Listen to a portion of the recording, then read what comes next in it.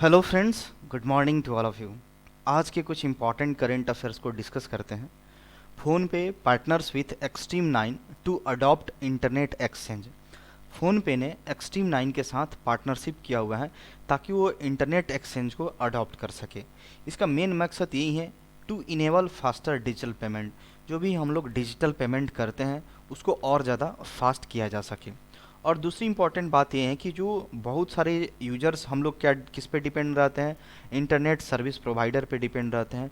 तो ऐसा जब इंटरनेट एक्सट्रीम 9 के साथ ये फ़ोन पे पार्टनरशिप करेगा तो इंटरनेट सर्विस प्रोवाइडर पे इसकी जो डिपेंडेंसी है एक तरह से बोल सकते हैं वो थोड़ी कम हो जाएगी। ये फ़ोन पे जो है इंडिया का पहला एक ऐसा डिजिटल प्लेटफॉर्म बन गया है जो कि इस इंटरनेट एक्सचेंज में ये पार्टिसिपेट कर रहा है। अगर बात करी जाए तो एग्जीक्यूटिव डायरेक्टर ऑफ एक्सट्रीम 9 के एग्जीक्यूटिव डायरेक्टर कौन है अभी? रौनक माहेश्वरी हैं। और फ़ोनपे के सीईओ कौन आते हैं? समीर निगम। और इसका हेडक्वार्टर हमारा आता है बेंगलोर के कर्नाटका में। इम्पॉर्टेंट हमारे लिए यही होगा कि फ़ोनपे ने किसके साथ पार्टनरशिप करके इंटरनेट एक्सचेंज को अडॉप्ट करेगा। तो एक्सट्रीम 9 के साथ पार्टनरशिप करेगा फ़ोनपे। नेक्स्ट है हमारा K N Vyas gets 1 year extension as atomic energy commission chairman. जो के एन व्यास जी हैं उनको क्या 1 साल का और एक्सटेंशन दे दिया गया है। ये जो इस पोजीशन पे थे एटॉमिक एनर्जी कमीशन के चेयरमैन थे, तो उनको 1 साल के लिए और उनके टेन्योर को एक्सटेंड कर दिया गया है। The extension in the service to Vyas for a period of 1 year इनके लिए किया गया है।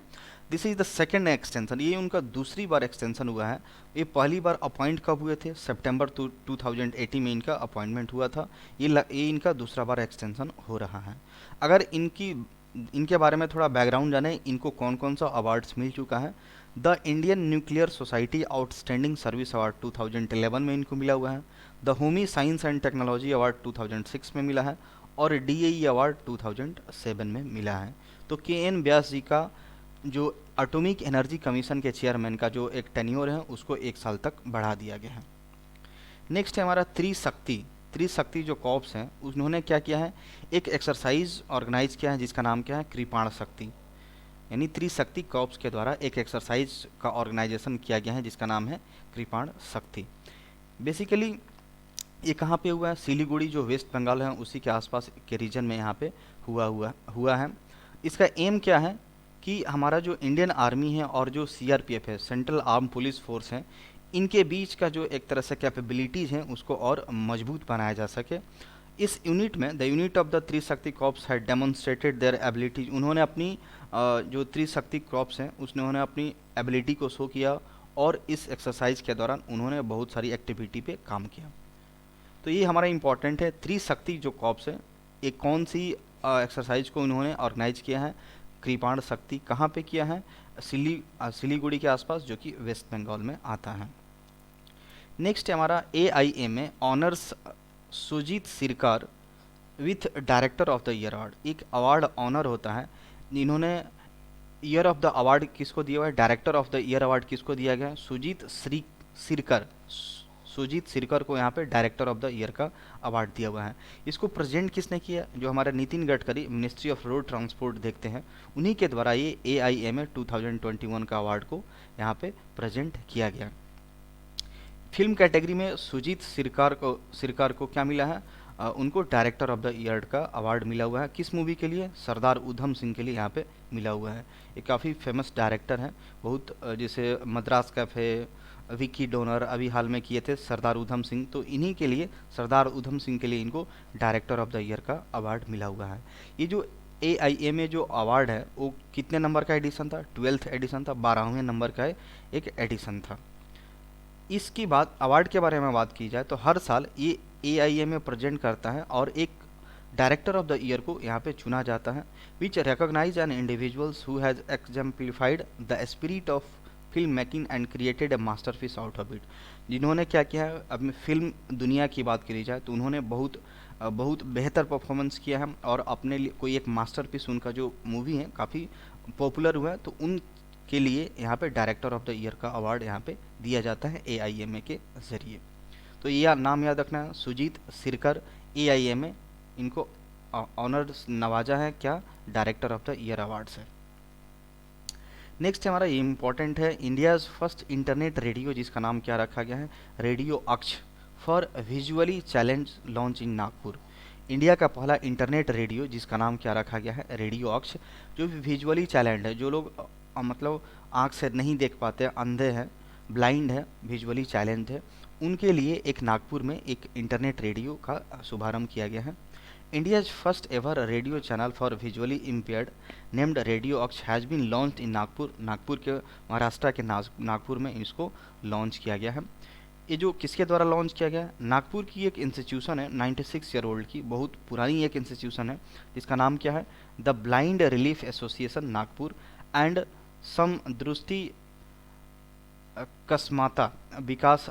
ये यहाँ पे इसके द्वारा ये ऑर्गेनाइजेशन को किया गया है, यानी इसी के द्वारा इसको लॉन्च करने के पीछे इन्हीं का आइडिया था basically. The channel will be available on various internet radio platforms for free. Free में ये बहुत सारे रेडियो प्लेटफॉर्म पे ये अवेलेबल होगा। A dedicated team of trend volunteers mostly women help in creation of content. इस radio channel का जितना सारा कंटेंट होगा, जहाँ मोस्टली औरत लोग, वोमेंस लोग यहाँ पे इसको रेडी करेंगे, जो वॉलंटियर होगी उनको ट्रेंड किया जाएगा। तो बेसिकली इंपॉर्टेंट यही है, इंडिया का पहला इंटरनेट रेडियो जो कि विजुअली चैलेंज्ड के लिए होगा, कहाँ लॉन्च किया गया है, नागपुर में, और इसका नाम क्या होगा, रेडियो अक्ष। नेक्स्ट हमारा स्पोर्ट्स से रिलेटेड है, स्टीफेंस सित्सिपास, जिन्होंने क्या जीत लिया है, मोंटे कार्लो मास्टर्स। इन्होंने इसका टाइटल को जीत लिया है, मोंटे कार्लो मास्टर्स का नाम क्या है, स्टीफेनोस। एक ग्रीक के टेनिस प्लेयर है जिसने क्या किया है, अलेक्जेंड्रो को हरा करके इन्होंने ये अपना खिताब जीता है। ये इनका 8वां एटीपी टाइटल होगा। ये ही become the 6th player to win back to back Monte Carlo master in open era. ये लगातार बैक टू बैक ये छठे प्लेयर है जो कि लगातार इसको जीते हुए हैं। लेकिन अभी भी बात करी जाए तो इस रैंकिंग में, एटीपी रैंकिंग में, इनके आगे अभी 4-5 प्लेयर हैं, जैसे नोवाक जोकोविच, डेनियल मेडवेदेव हो गए, अलेक्जेंडर हो गए, और राफेल नडाल इनसे अभी आगे हुए हैं। बट अगर इस पार्टिकुलर टूर्नामेंट या फिर टाइटल की बात करी जाए, मोंटे कार्लो मास्टर्स को किसने जीता है, स्टीफेंस सित्सिपास ने जीता है, जो कि कहाँ के हैं, ग्रीक के टेनिस प्लेयर हैं। ये काफ़ी एक सैड न्यूज यहाँ पे बोला जा सकता है। Table tennis player Vishwa Deenadayal dies. ये मात्र 18 ईयर्स के एक प्लेयर है जो कि तमिलनाडु से बिलोंग करते हैं, मात्र 18 साल के थे। एक 83rd सीनियर नेशनल एक गेम होने वाला था मेघालय में, तो ये कहाँ से, गुवाहाटी से शिलोंग जा रहे थे, ट्रेवल कर रहे थे, तो इनका एक रोड एक्सीडेंट में इनका देहांत हो गया, इनका मतलब मृत्यु हो गई है। वो काफ़ी सैड न्यूज यहाँ पे है। इनके साथ और 3 टीममेट्स थे, इनके साथ 3 टीममेट्स जो थे वो काफ़ी बहुत बुरी तरह से जख्मी हो गए हैं। तो यहाँ पे जो हरियाणा की जो डिप्टी चीफ मिनिस्टर हैं, इन्होंने क्या किया, उनके फैमिली के लिए काफ़ी जो आर्थिक सहायता के लिए 5 लाख रुपए का एक मुआवजा देने की बात करी गई है। All 3 team members has been declared stable by the doctors. अभी इनके जो फ्रेंड्स हैं, जो 3 टीममेट्स थे, उनकी जो स्थिति है थोड़ा स्टेबल बताई जा रही है, बट इनका देहांत हो गया है। जो एक 18 साल का एक प्लेयर है जिसका नाम क्या है, बिस्वा दीनदयाल, तमिलनाडु से बिलोंग करते हैं। तो ये काफ़ी सैड न्यूज है। नेक्स्ट हमारा लेजेंडरी उड़िया म्यूजिशियन प्रफुल्ल कर डाइज एट 83। जो एक उड़ीसा के बहुत बड़े म्यूजिशियन थे जिनका नाम क्या है, प्रफुल्ल कर, उनका हाल ही में देहांत हो गया है 83 के एज में। एज रिलेटेड एलिमेंट्स इशू की वजह से इनका देहांत हो गया है। इनको कौन कौन सा अवार्ड मिल चुका है, पद्मश्री अवार्ड मिल चुका है 2015 में, जयदेवा अवार्ड 2004 में मिल चुका है, और 8 बार ये स्टेट फिल्म अवार्ड से भी नवाजे जा चुके हैं। इन्होंने उड़ीसा गवर्नमेंट ने इनको क्या किया, बड़े सम्मान के साथ इनकी जो फ्यूनरल हैं, जो कि दाह संस्कार हैं, उनको ऐसे किया हुआ है काफ़ी ऑनर के साथ। तो इम्पॉर्टेंट है।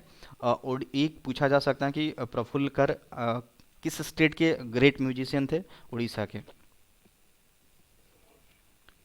नेक्स्ट है हमारा world heritage day observed on April 18। World heritage day कब मनाया जाता है, 18 अप्रैल को मनाया जाता है। The international day for monuments and sites is observed on April 18 every year with an aim to promote culture and heritage. इसके पीछे लक्ष्य यही है, इस डे को सेलिब्रेट करने के पीछे लक्ष्य यही है कि हम अपने कल्चर और जो हेरिटेज हैं उसको क्या कर सके, प्रोमोट कर सके। आई कॉमर्स जो proposed April 18 as the international day for monuments and site. 1982 से ही इसको सेलिब्रेट करा जा रहा है। इस बार के वर्ल्ड हेरिटेज डे का थीम क्या है? हेरिटेज। इस बार के वर्ल्ड हेरिटेज डे का थीम क्या है? Heritage and climate. अगर बात की जाए तो यूनेस्को वर्ल्ड हेरिटेज साइट में टोटल अभी 40 इंडियन साइट्स को डेजिग्नेटेड है, मतलब इसमें हमारे इंडिया के तरफ से 40 इंडियन साइट्स को इसमें शामिल किया गया है। यूनेस्को के हेड क्वार्टर की बात करी जाए तो पेरिस आता है, जो कि फ्रांस में है। इसके डायरेक्टर जनरल कौन है? एड्रे अजोले। काफ़ी डिफिकल्ट प्रोनाउंसिएशन है, बट यहाँ पे ये डायरेक्टर जनरल है यूनेस्को के। Alright, that's all for today.